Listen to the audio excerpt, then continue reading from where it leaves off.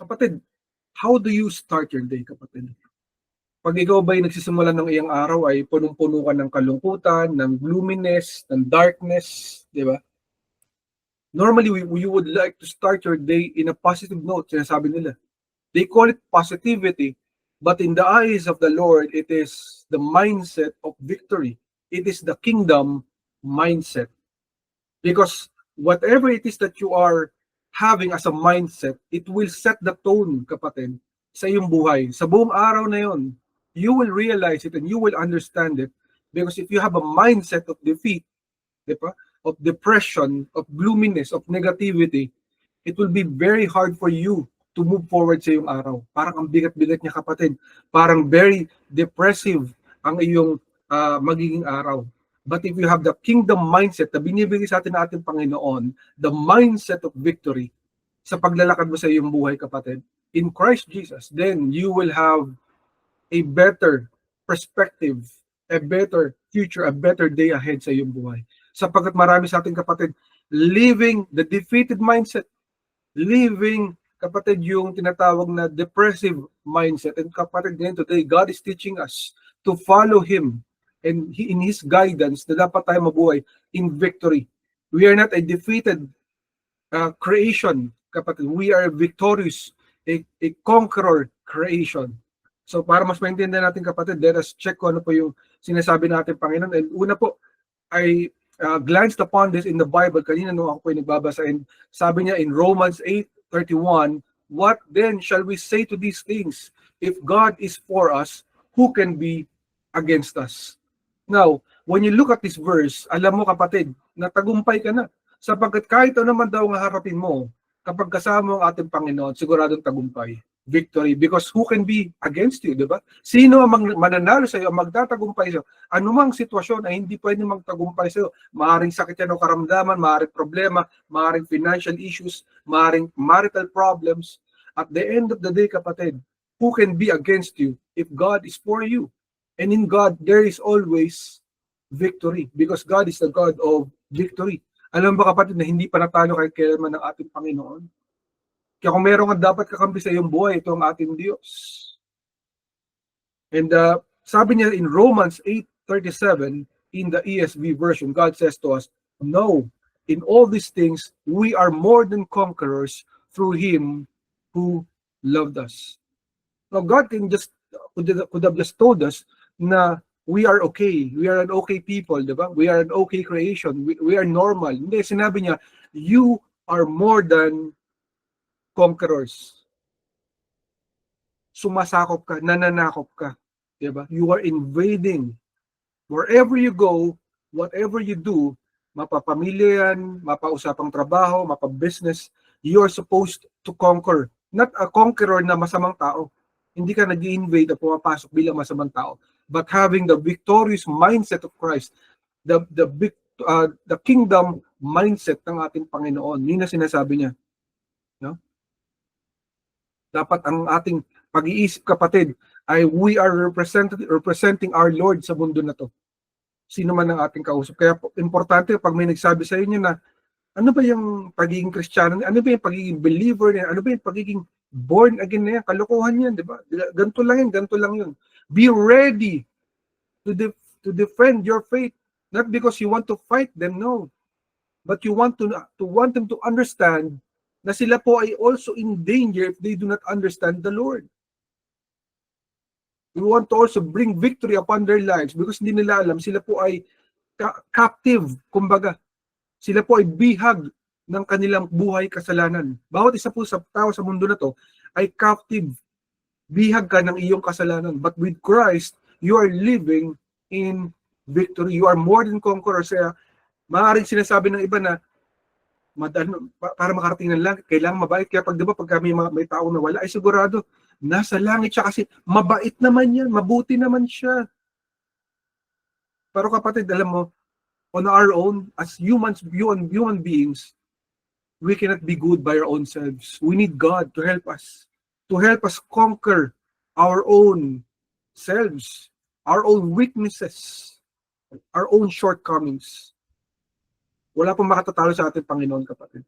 Kaya naman yung problema mo, kayang talunin niya ng ating Panginoon. And He has made you to be more than conquerors through Him. Kaya may sinabi dito, di ba? Conquerors through Him. Hindi sinabi na sa sarili mong kakayanan. Kaya kapatid, huwag mo ipilit. Kasi minsan, pag mayroon tayong problema sa buhay, ipinipilit natin sagutin ang problema natin sa sarili nating kakayanan. Diba? Sa sarili nating skill set, sa sarili nating performance, diba? Kaya nga sa mga trabaho, may tinatawag silang KPI, Key Performance Indicator. Pwede kang matanggal, magkaroon ka ng PIP, diba? Na kailangan mapapasok ka na sa improvement program kapag hindi ka nagpa-perform na mabuti. Pag hindi ka gumagawa ng according to the standards of the company. Diba? Pero remember kapatid, yung talents na meron ka, yung skill set na meron ka, at yung opportunities na meron ka, ay galing lamang sa Panginoon. Hindi yan galing sa iyong kakayanan. Kaya dapat ka maging humble. But remember, if God is for you, who can then be against you? God made you to be a conqueror. Ano man yung hinaharap mong trouble or problema, kapatid. Let us understand kung ano po ibig sabihin ng salitang victory in the ancient Hebrew. It says, natyak. That's the Hebrew word for that. That means to overcome. Victory means to overcome. To be victorious or to lead to victory. Diba? Hindi sinabi ng Lord na overcome agad. Ibig sabihin, to overcome. Ibig sabihin, may process, kapatid. To be able to go to victory, you have to go through the process in life. The process of life, may mga problems, may mga troubles, may mga challenges, diba? May mga bagay na uncontrollable nangyayari. Kaya huwag ka magtaka. Pero sinasabi ng Panginoon, ang buhay natin is supposed to lead to victory. At para marating natin yung meron tayong kailangan kasama. Sino yun? Ang ating Panginoong Jesus, which is in Hebrew is Yeshua. Sa ibang mas ancient pa doon ay Yasha or Yeshua. In Greek language, that is Iosus or Jesus, technically. Diba? Jesus. Yahweh is salvation, or He will save, or God will save. To save or to deliver. The very meaning of the word Jesus, kapag sinabi mo Jesus, save, God save me, deliver me. God did not save you, or will not save you so that you will be defeated, so that you will lose. God saves you so that you will be victorious, so that you will be more than a conqueror, kapatid. Nagets ba natin yun? That is what the Lord God intends in our lives. To give you the victory, to save you, and to give you the victory so that you can overcome. So that you can be victorious. The life that leads to victory. Hindi po sinabi ni Lord instant. There's a process, kapatid. Diba? Huwag tayo magmadali. Kaya madali tayo ma-frustrate kasi we want it instantly. We want instant victory, but God does not work that way, kapatid. God does not work and will never work that way. God wants us to have a kingdom mindset that leads to victory. That is what God wants us to have. You have to set your mind, your eyes on things that are above and not here on earth. So sa yung sarili, pag nakikita mo rito, parang, teka, nangyayari rito, parang wala nangyayari, di ba? Parang imposible.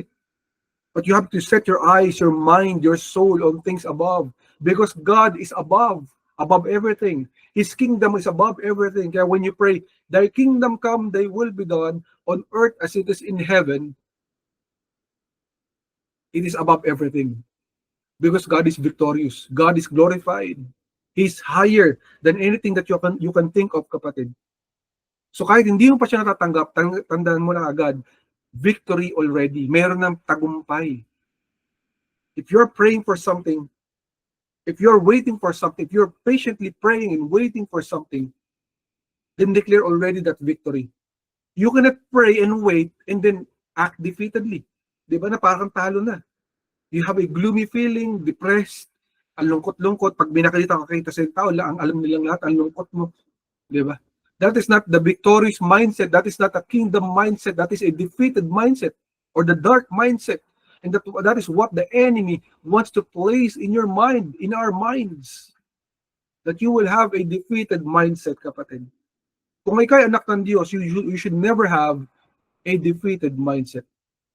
Although hindi mo pa natatanggap yung mga prayers, yung mga answered prayers mo, kapatid, tandaan mo that there are million ways that God can make that it will lead to victory. Million roads, million ways, kapatid.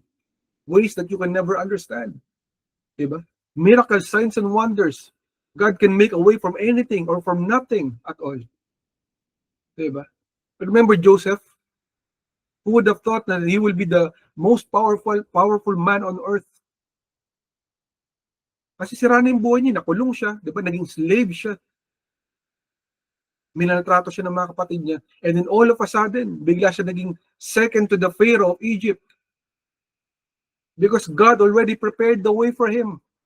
Made a way when there was no way, kapatid. Nalala ko nung kabataan ko, pagka hindi ko alam gagawin sa aking buhay, case in point, pag nag-aaral ako, nahirapan ako sa isang subject and I'm not sure if I will be able to perform well doon sa aking subject. And I will just sing that song, yung God will make a way. Kahit hindi ko siya sigurado. And then come the time na kailangan ko mag-perform, I am able to perform. Why? Because I believe that God will help me. I made my preparation, I did my job, I did my assignment, but I knew that I could have not done it without God's help. Ganun din tayo, kapatid, sa buhay natin, sa lahat ng parte ng ating buhay. Huwag mong isipin sa sarili mong kakayanan. Because of that, you will be conceited, magiging mayabang ka. Diba? Yun yung nangyari kay Lucifer, diba? Pinagpala siya ng Panginoon, si Satanas ay sobrang grabe po siya, sobrang beautiful niya, sobrang handsome, and talaga namang yung mga ibang angels, talaga ang taas ang tingin sa kanya. Kasi he is second in command ng Panginoon. The highest angel, magaling kumanta. Diba? Siya ay nagli-lead ng praise and worship si Satan. Pero nangyari po, yung yabang po umakit sa isip niya, umakit sa puso niya yung kayabangan. That he wanted yung glory na para sa Panginoon, yung glory din para sa kanyang sarili. Kaya siya pinabagsak ng ating Diyos. Dahil sa kayabangan, sa pride. In the same way for all of us. That's why you can never take your provisions, your blessings, the grace of God for granted. Because pwede kang magkamali. At pwede kang maligaw ng landas. You will think na ikaw ang dahilan bakit ka magaling, bakit ka malakas, bakit ka matagumpay. When that is not the case. You are only a steward. You are only a conduit of God. Diba? Steward, pinagkatiwalaan. The same way, pag ikay magulang, binigyan ka ng mga anak, hindi mo sila pag-aari. Ang kultura ng mga Pilipino, kapag may anak, kailangan buhayin nyo kami, ganyan, ganun. Hindi po yung galing sa Panginoon yung pananaw na yan. Maling pananaw yan. Ang mga anak po, sila po ay pangangalagaan natin dahil tayo po ay pinagkatiwalaan bilang mga magulang. Sila po ay ingatan natin, alagaan. We are a conduit, a steward of blessing. Pinagtiwalaan tayo ng Panginoon. Pero ang may-ari sa kanila, hindi magulang. Ang may-ari sa mga anak, ang Diyos. Ang Diyos ang may-ari sa mga anak natin. At lahat ng meron tayo sa mundo na to. Sabi nga nila pag tayo nawala sa mundo na to, wala ka nang madadala sa kabila Gaano ka man kayaman sa mundo na to, pagdating mo sa kabilang buhay, you cannot bring anything. Diba? Kahit gaano tayo kayaman, gaano tayo kalakas, gaano tayo kagaling, gaano karaming properties mo, pag-aari mo, kapatid, you cannot bring it to the other life. No, kapatid. That's why you need Jesus Christ. Para sure ka na tama pupuntahan mo. Kasi hindi mo madadala kung ano yung meron ka ngayon. Kaya gaano ka prepared, kapatid, sa buhay, pagdating sa kabila, hindi mo yung madadala. Tanda mo yan. But with Christ, there is victory. So focus point number 1 na binigay sa atin ng ating Panginoon, there can be no victory without a battle. There can be no victory without a battle. Marami sa atin ayaw natin ng problema. Diba? Ayaw mo ng challenge, ayaw mo ng paghahantay, ng waiting period, diba? Ayaw mo ng mga clutch moments. Parang, bakit ganito? Diba? But the thing is, kapatid, most of the time, we're not in control. That's the reality. You are not in control of the situation. Only God is in control. So the problem is sometimes we do not let God control our situation. We let our own ideas control the situation. We make our own mistakes control the situation, which should not be the case. Diba? Kailangan natin ating Panginoon. Pero tatandaan mo, kapatid, kailangan mo ng laban. Kasi kung walang laban, hindi mo malalasap ang tagumpay. Nagigets ba natin yun? Kailangan mo ng labanan para may papagtagumpayanan ka. Di ba? Yun ang kailangan natin. Let us read the word of God here about that victory without a battle. Kung bakit hindi ka pwede magkaroon ng victory without the battle. So in Ephesians 6:10 to 17 in the NASB version, God says to us, finally, be strong in the Lord and the strength of his might. Put on the full armor of God so that you will be able to stand firm against the schemes of the devil. For our struggle is not against the flesh and blood, but against the rulers, against the powers, against the world forces of this darkness, against the spiritual forces of wickedness in the heavenly places. Therefore, take up the full armor of God so that you will be able to resist on the evil day, and having done everything, to stand firm. Stand firm, therefore, having belted your waist with truth, having put on the breastplate of righteousness, and having strapped your feet the preparation of the gospel of peace. In addition to all, taking up the shield of faith with which you will be able to extinguish all the flaming arrows of the evil one, and take the helmet of salvation and the sword of the Spirit, which is the word of God. Now, to shorten this, kapatid, para mas maintindihan natin mabuti, ay kailangan daw natin ang armor, ang kalasag ng ating Panginoon Diyos. Sa bawat laban natin sa buhay, it will be hard for you to survive without the armor of God. So may mga keywords na binigay dito ang Panginoon. Number one, yung laban daw natin, hindi yan laban sa mga bagay na pisikal. So kung may mga problema tayo sa ating buhay, hindi yan pisikal.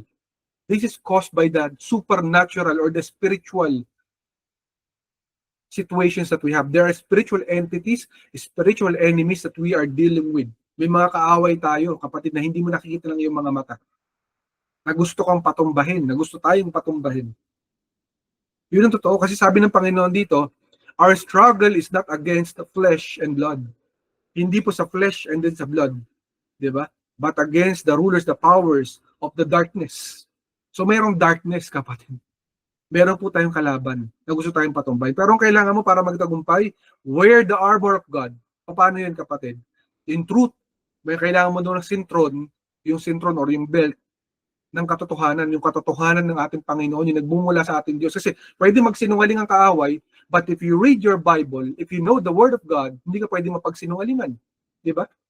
Sinabi niya, ay hindi, kasi ito ang aming Diyos. Itong Diyos, siya ang aming sinasamba. Ito yung nasa Bible ba yun? That's not the truth. So I have the belt of truth. Di ba? Sinabi ng kaaway, wala ka ng pag-asa, katapusan mo na. Hindi, sabi ng Lord, God will never leave me nor forsake me. That is the truth, the belt of truth. Pangalawa, breastplate of righteousness. Kumbaga yung armor sa dibdib natin, nakalagay daw dapat yung righteousness. So kailangan gagawa tayo ng tama, na mabuti sa harapan ng ating Panginoon para tayo hindi mapaparusahan. Righteousness ng ating Panginoon, kailangan natin yun. And then, strap your feet with the gospel of peace. Yung gospel of peace, yung salita ng ating Panginoon, may bibigay sa atin ng kapayapaan saan man tayo magpunta. At kailangan natin ng shield of faith, yung panangga na ng pananampalataya. So kahit na sa paningin mo parang imposible yung sitwasyon, may pananampalataya ka pa rin, magtitiwala ka pa rin kasi alam mo hindi ka pababayaan ng Panginoon. Di ba? At lahat ng to, kung ano man yung araw, sabi nila, the flaming arrows of the evil one ay pamamatay po itong mga arrows. Ito yung mga pana na galing, nag-aapoy na pana galing sa kaaway ay mamamatay sila. Diba? So you need the helmet of salvation, yung kaligtasan galing sa ating Panginoon, and the sword of the Spirit, espada ng Espiritu Santo, diba? Na galing sa ating Panginoon. So kailangan mo lahat ng mga ito, kapatid. The thing is, most of us doesn't want battle. Pero makikita mo rito, the very example na binigay ni Paul, ay nasa gera tayo, kapatid. Kaya huwag ka magtaka bakit may mga problema nagaganap, may mga bagay na uncontrollable. Why? Because you are in a battle. We are in a battle. At yun ang gustong gawin ng kaaway, mapatumba tayo, matalo tayo. But God has made you more than conquerors through Christ who give us strength, kapatid. Remember that, kapatid. Diba? Now, you will say, bakit kailangan ko bang dumaan sa gera? Bakit ko pa kailangan dumaan sa laban ng mga ito? Pwede namang, hindi na, di ba? Yes, kapatid, but there are many reasons for that. Number one, to strengthen you, to hone you for the battles ahead. Kasi hindi mo alam, pagkatapos ng battle niya, may mga iba pang battle sa buhay na darating, may mga iba pang mga laban. So, pinapalakas ito sa iyong sarili, binibigyan ka niya ng karanasan, na hinahasa ka. Kumbaga, you are being refined by the Lord our God to strengthen your resolve and your faith. And pangalawa, so that God can get glory sa iyong sitwasyon. Tandaan mo kapatid, kung walang laban, hindi mo maiisip si David. Na-imagine mo ba yung kapatid? Kung wala si Goliath, wala siyang kalaban na mabigat, na kinatatakutan ng lahat, at natalo niya sa pamamagitan ng himalaan ng Diyos. No one will remember David. But because of that battle that he had, you remember him. The same with Moses. Kundi siya dumanas sa mga dinanas siya sa Pharaoh na isang napakamakapangyarihang tao. At yung Red Sea. Diba? Yung mga battles ni Moses, napakarami ni Moses. But because of those battles, you remember Moses. Diba? Ganun ka rin kapatid, ganun tayo. So huwag ka magtaka minsan may mga pagsubok, may mga trouble, may mga challenges. You have to embrace it. And trust God, hindi ka niya pababayaan. You have to have faith na kasama mo siya. In the meantime, in the battles ahead, you put on the full armor of God. Kaya napaka-importante kapatid, nagbabasa ka ng salita ng Diyos para hindi ka maluloko ng kaaway. Kasi yung plano niya, lokohin ka. Diba? Bibigyan ka niya ng mga kasinungalingan, hanggang sa isip mo, yun yung totoo. Lalo kung hindi ka nagbabasa ng Biblia, madali ka mawawala. Maliligaw ka, mababackslide ka. Diba? Kasi feeling mo, inabandon ka ng Panginoon, that is not true. Diba? So it's very important, kapatid, that you remember that in the battle, kapatid, you need those battles so that you will gain the victory because you will not appreciate the level of victory kung wala ang battle. At tatandaan mo, kapatid, it is God who will get glory in those battles. And that's a big assurance, that big confidence na magtatagumpay ka. Bakit? Kasi Panginoon ang iyong kasama, ang iyong katuwang. Focus point number 2 na binigay sa atin natin Panginoon. We must radiate the banner of victory. We must radiate the banner of victory. So dapat daw, pag tayo nabubuhay, tayo tumatayo, hindi tayo naglalakad ng parang talunan. Dapat kapag may nakakita sa atin, we radiate that victory. Pag nakita nila tayo, ay parang, wow, victorious tong tao na to. Hindi ibig sabihin wala kang problema.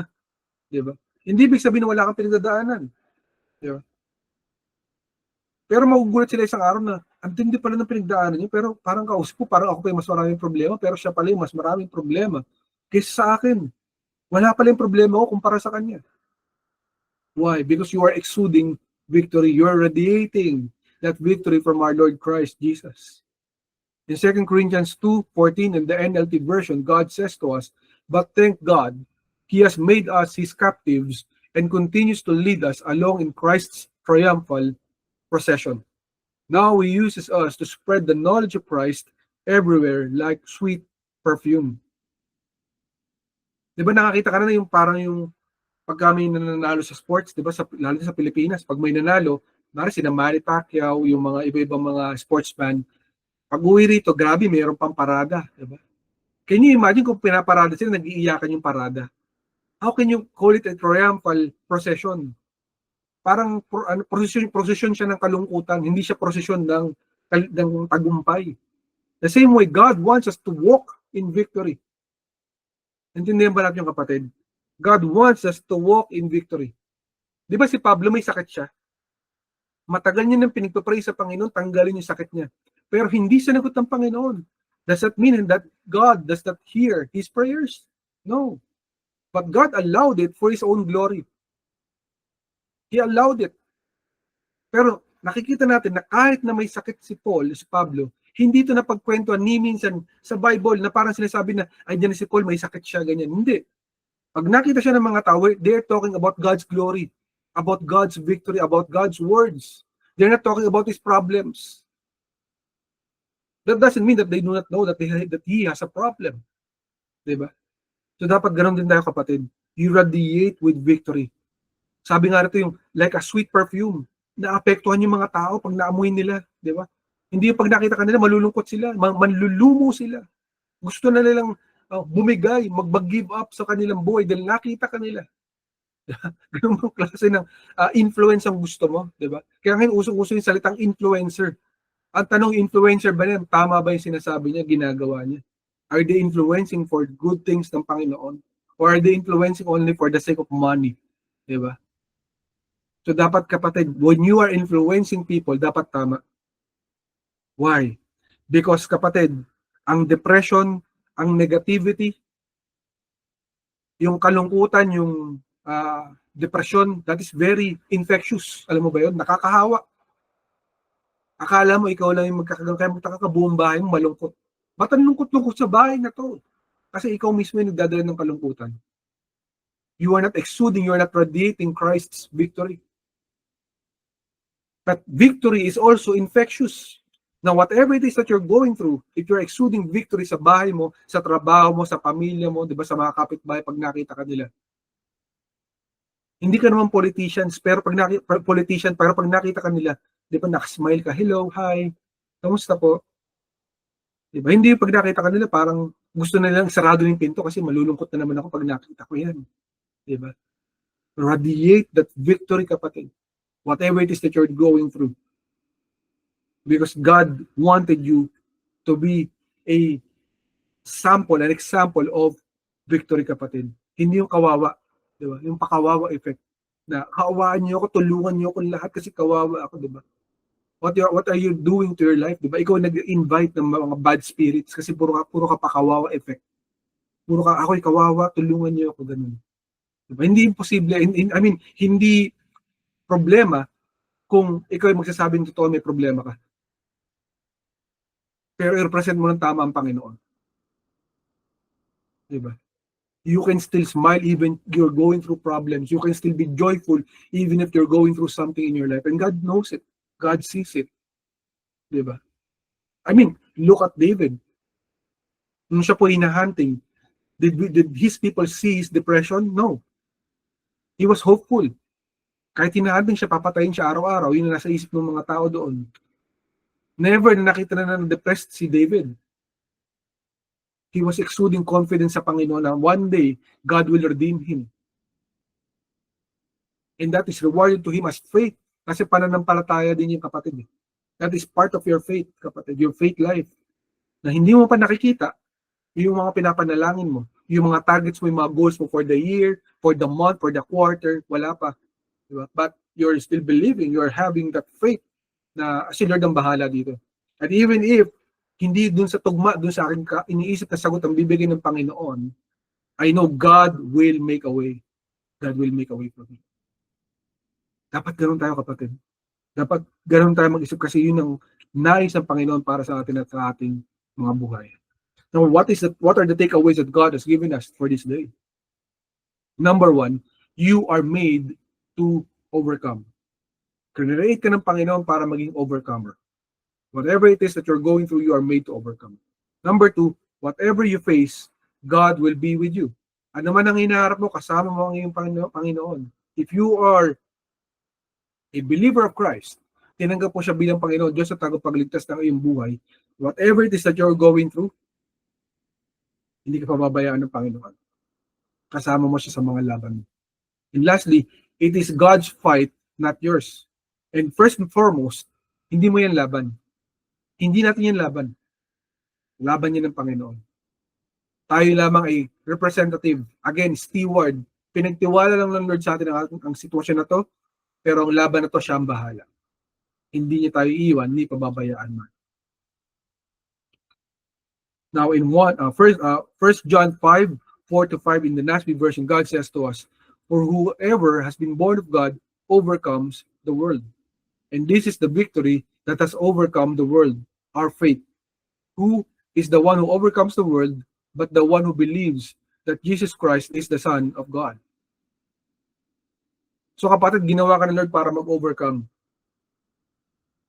Yes, you might have problems. You might have troubles. Sino bang hindi, di ba? Sino bang walang trouble? Sino bang walang problem? Lahat ng tao meron. Pero important, kapatid, that you recognize that God made you an overcomer. to overcome the world with your faith. Yung pananampalataya mo, yung tiwala mo sa Diyos, ano man na nakikita mo, ano man na nangyayari. Diba? Kaya importante rin, we count our blessings. Ilista mo lahat ng mga ginawang tama ng Panginoon sa buhay mo. Kasi at the end of the day, it's easy for us to forget. Diba? And that's why we lose faith. But we remember, we recognize lahat ng mga ginawa ng Panginoon noon. At even ngayon, ng mga ginagawa, even the smallest things, na alam mong galing sa Panginoon yun. Then sigurado ka na sa victory mo. Diba? You can overcome whatever situation that you're going through. As long as you believe in Jesus Christ. Diba? It's important, kapatid. As long as you believe in Jesus Christ, siyang kasama mo, you will be an overcomer of that trouble. In Joshua 1:9, in the WEB version, God says to us, "Haven't I commanded you? Be strong and courageous. Do not be afraid. Don't be dismayed. For Yahweh your God is with you wherever you go." So ano man yung dinadaanan mo, ano man ang nangyayari, kasama mo ang Diyos. Diba yung kanta ng mga bata, kasama natin ang Diyos, di ako maluluno, di ako mababalisa, kasama natin ang Diyos. Kung kasama mo ang Diyos, saan ka magpunta, alam mo na sigurado ka. Diba? May tanggulan ka. May tagapagtaguyod ka, may tagapagtanggol ka, may taga-ingat ka. Yun ang Panginoon, na minamahal ka at hindi ka pababayaan. That's very important for us to recognize. And to understand na pagkasama mo ang Diyos, tagumpay na yan. Whatever it is, kung maging resulta ng sitwasyon, di ba? Alam mo na hindi kanya pababayaan. Dapat ganun tayo mag-isip, kapatid.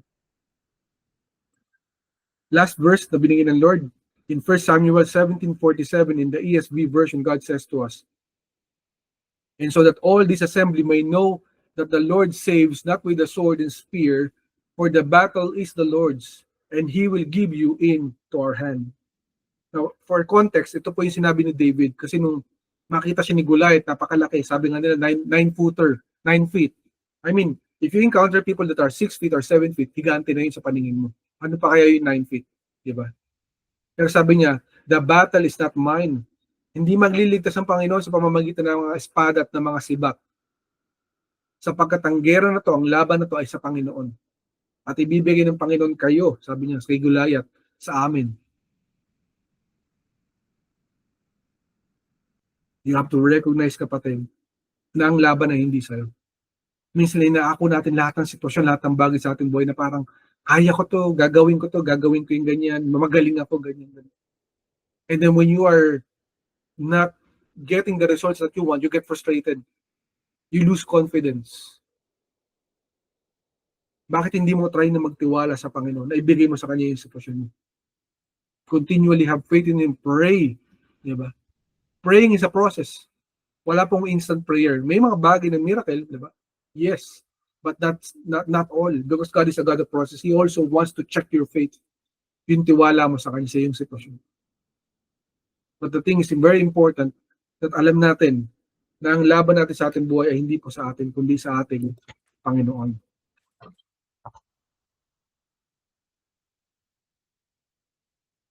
Sa bawat laban mo, kapatid, tandaan mo, mauuna ang Panginoon sapagkat ito ay laban niya.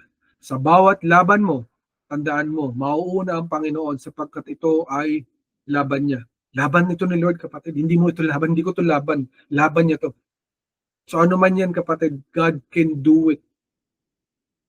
Kung ang Panginoon ang pagbabatayan natin, ang pagbabasehan, ang dedependahan natin, hindi tayo pababayaan. Tandaan mo, kaaway, He always brings that spirit of defeat to silence you, to silence us. Sapagkat kapag inisip mo ng talo ka na, wala nang pag-asa. Tatahimik ka na lang. Di ba? You are no longer looking for redemption. You are no longer looking for miracle, signs and wonders. Di ba? Because you feel natalo na. And then the enemy will silence you. Destroying your potential, your capabilities, di ba? Your future. Kasi nakita niya, sinira niya na. That's why yun ang kanyang plano lagi to frustrate us. Well, the more that He frustrates you, the more that you fight back. The more that you move forward. Kasi alam mo, kasama mo ang ating Panginoon.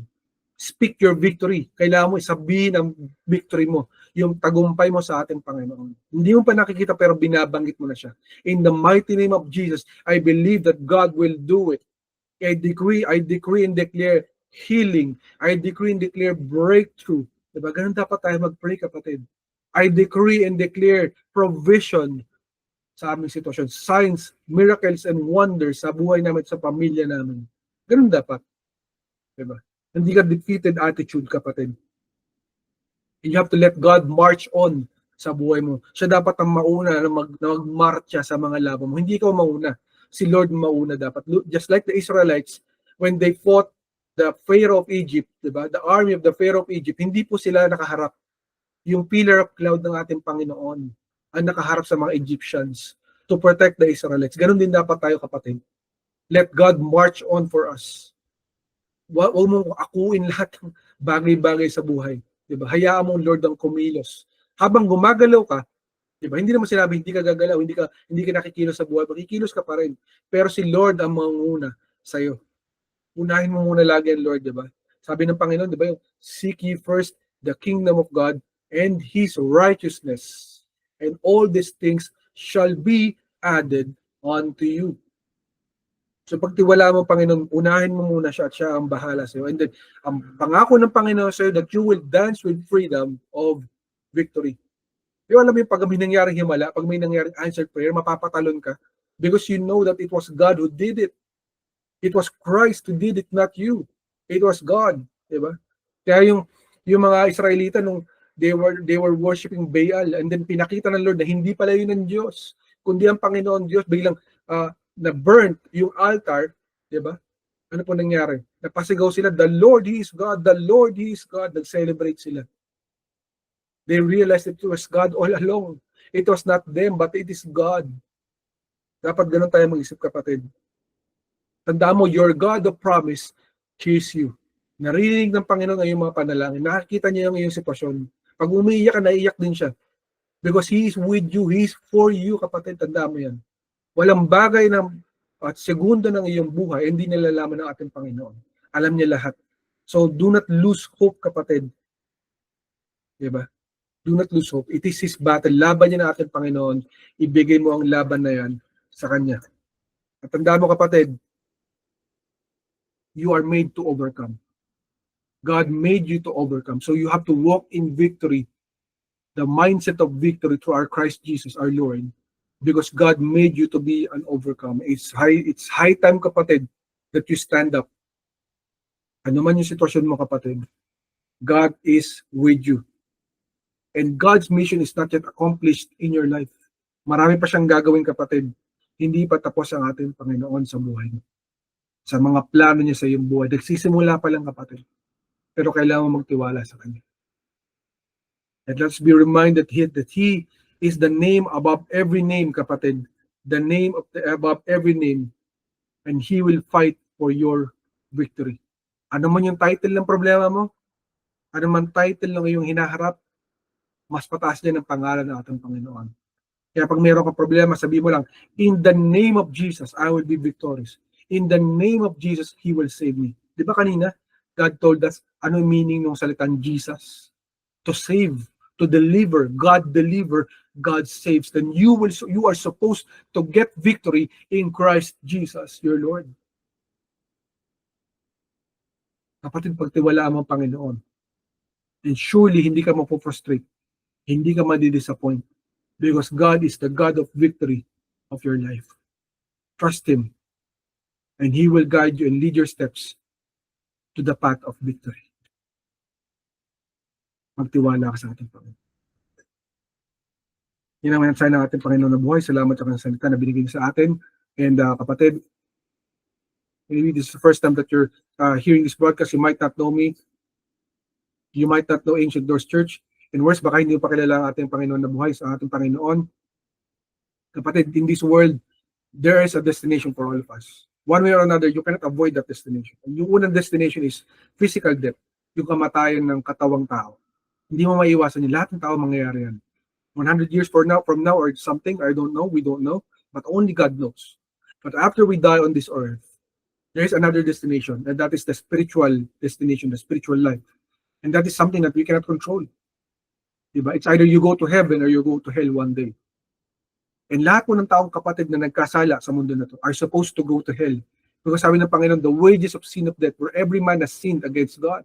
Lahat ng tao. I mean lahat. So pag may nagsabing siya ay perfect, mali po yun. Sapagkat lahat ng tao, except Jesus Christ, because he is God and he became man. He is perfect. He is sinless. But all of us, man, ay nagkasala. So lahat ng tao na nagkasala ay pupunta sa impyerno balang araw.